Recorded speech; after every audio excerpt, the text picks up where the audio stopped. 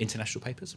Yesterday, remember, I started this programme with the headline, "I'm not going anywhere." Now, of course, it's more like arrivederci because he's going somewhere now. Let's have a look at the front page of The Guardian. It was the euro that finally got him as a headline. Of course, they say that the crisis has done something that endless amounts of sexual and financial scandals, allegations of corruption and using underage prostitutes could not. It's ended Silvio Berlusconi's 17-year political career.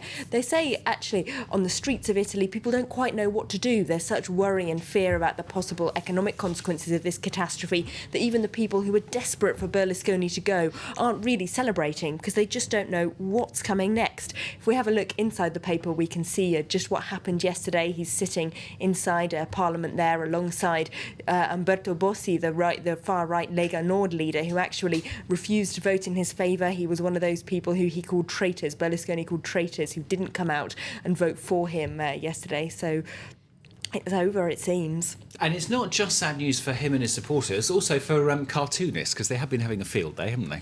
Yeah, I think satirists must be some of the saddest people today. He's given them plenty of material, hasn't he, over the years? The left-leaning papers enjoying a little bit of schadenfreude, I think, in that Guardian. They've got a cartoon, if we have a look, showing Berlusconi being flushed down a toilet. And over at The Independent, they've got him in bed with two bikini-clad fishes, saying, "Rumours that I sleep with the fishes have been greatly exaggerated." The joke being, of course, that rumours of Berlusconi's political death are no longer exaggerated, it seems. Fantastic. So what about the Italian papers? How are they treating it? Well, yesterday it was the ever-loyal Il Giornale, who's owned, of course, by his brother Paolo, which was saying he wasn't going anywhere. Now they say on their front page that he's finally stepped down patriotically for the good of the country. On the front page there, they've got those 8 centre-right parliamentarians who deserted Berlusconi, and they would say deserted the country yesterday by deciding not to vote in his favour. Over at La Repubblica, they are, as you might imagine, slightly more pleased. But as I was saying earlier, not necessarily ecstatic, because they just don't know what's coming next. They've got a good analysis of what might come next. Is it going to be a technocratic government made up of non-politicians? Is it going to be more of the centre-right same? Or is it going to be a general election, which is what Berlusconi himself wants? They even suggest in La Repubblica he might attempt to get himself re-elected if there's a general election. And what about Italy's other big anti-Berlusconi paper? I gather they're kind of looking at how it's all gone down with the social networks. Yes, sic transit gloria mundi, thus passes the glory of the world. It's a quote from the Pope's coronation ceremony, but Berlusconi used it himself to describe the death of Gaddafi, and it became one of the world's biggest trending terms on Twitter yesterday, celebrating the downfall of Berlusconi himself, reports Corriere della Sera. So lots of people on Twitter not sad to see him go. OK, that's Italy. What about Greece? How are the papers there reacting to the latest turmoil over there?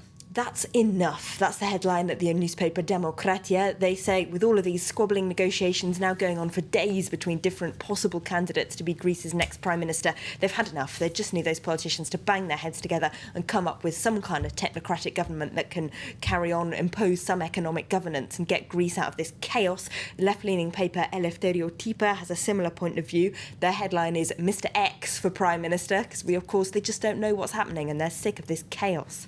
OK, we've had the chaos, we've had the confusion. Let's do something else now. The Michael Jackson trial. Papers are talking about that, aren't they?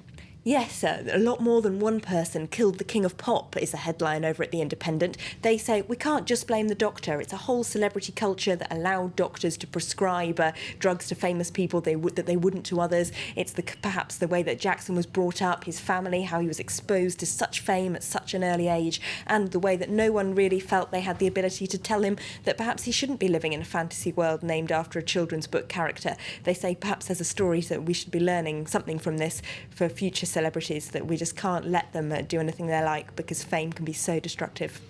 That's Elena's dip through the international papers. She's here every day, of course, going through the French papers and the international papers. So stay tuned for more from her over the next few days. Headlines then. What comes next? The question on the lips of